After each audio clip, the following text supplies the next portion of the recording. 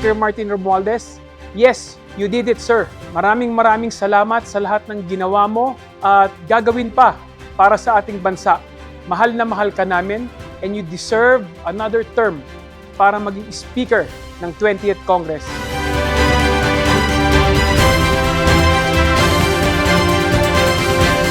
Congratulations once again, ti agtultuloy, kinaglayon-layon nga speaker tayo.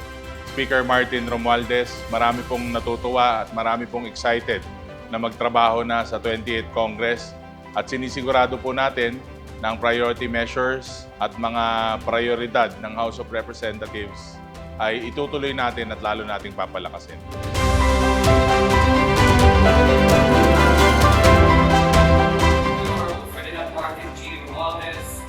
Position of Speaker of the House of Representatives in the 20th Congress.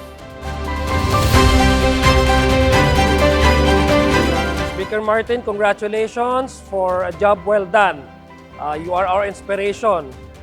Despite everything that has happened, the political turmoil and everything, with your steady leadership, you have managed to steer the 19th Congress to greater heights. And I'm confident that the same degree of commitment and passion to serve the people will be shown in the 20th Congress. Rog Gutierrez po, founder of the party list, and on behalf of the party, we'd like to congratulate Speaker Ferdinand Martin G. Romualdez. Congratulations, Speaker, for winning again the House Speakership for this time for the 20th Congress.